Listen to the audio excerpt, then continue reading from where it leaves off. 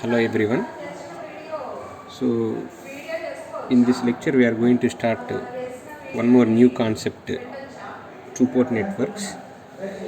So in this class we are going to discuss the introduction part of the two-port networks. So what do you mean by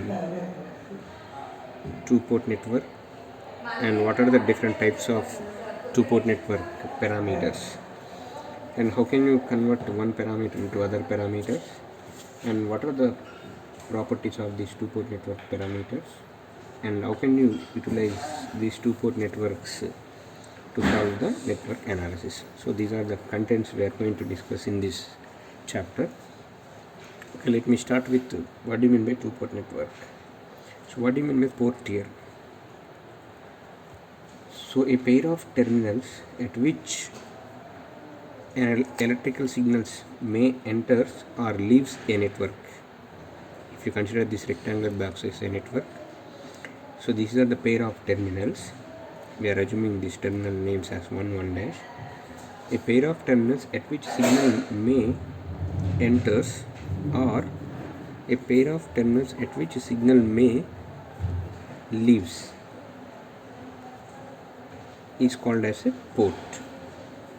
So the terminal or port is required for connecting input excitation or input signal to the network, and it is also required for connecting some other networks as a load. So the terminals are most useful for making these measurements. So in general, the minimum number of terminals required for the network is 2 ports, 1 dash, 2 dash. So this we can call as a 1-port network, this we can call as a 1-port network, this completely we can call as a 2-port network. So 2-port network is nothing but a pair of terminals through which signal may enters or signal may leaves. So here for this network, through 1 dash terminal signal may enters, or that is called as input terminals. At 2 dash signal may leaves, that we can call as a output terminals. So a network consisting of 2 pair of terminal is called as 2-port network. So the terminals names generally in our subject we are discussing as a 1 dash and 2 dash. So a port 1 dash designated to the network is called as driving energy source, while the other port is designated as a 2 dash is connected to the load. So now, what are the terminal characteristics of these 2-port networks? So as studied here, a 2-port network consists of 2 ports with 2 terminals on each port. So in general, port 1 dash referred as input port with port variables V1 and I1. That means V1 represents input voltage, I1 represents input current. Similarly, port 2 is referred as output port with port variables V2 and I2. That means V2 we can call it as output voltage, I2 we can call it as output current. So there are 4 variables, namely V1, V2, I1, I2. So any 2-port network can be described with these 4 variables. So the network can be treated as a black box or rectangular box for the analysis without knowing the network details, if all these variables are known. So now, before starting the actual analysis of the 2-port network, it is necessary to assume the following conditions.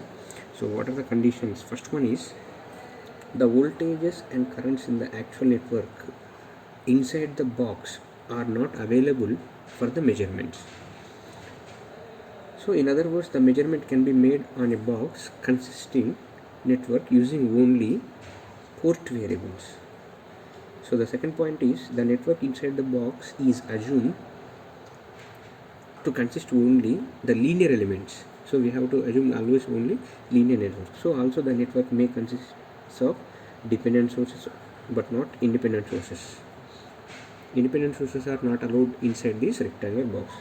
And third point is, if the network consisting energy storage elements such as inductor or capacitor, the initial conditions should be assumed to be 0 for this 2-port network analysis. So assuming the variables at input and output as transformed quantities the voltage and current at input terminals V1 and V2, while the output terminals are V2 and I2. So in order to describe the relation between the port voltages and currents, one requires the linear equation equal to the number of ports. So in this two-port network analysis, always two are dependent and two are independent to take the analysis we are assuming. So there are 6 different types of parameters of equations can be defined if you make two are dependent and two are independent. Okay, let us take down what are these 6 combinations. For example, I am taking here this side is dependent parameter. Here we can call as this one is independent parameter, and what is the name of the parameter we are calling. The type of combinations, what is the name we are giving.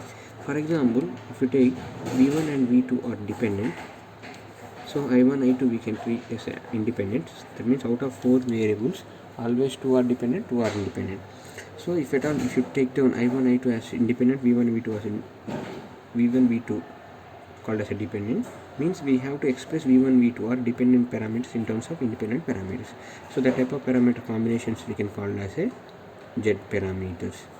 For example, if you make it I1, I2 is dependent and V1, V2 is independent, that combination we can call as a Y parameters. So out of 4 variables, always 2 are dependent, 2 are independent. Likewise, we can form 6 combinations. And next one, if you consider V1 and I2 are dependent, I1 and V2 are independent, these parameter combinations we can call as a H parameters. H parameters are nothing but hybrid parameters. And next one, if at all V1 and I1 are dependent, V2, I2 are independent, we can call as these parameters are ABCD parameters.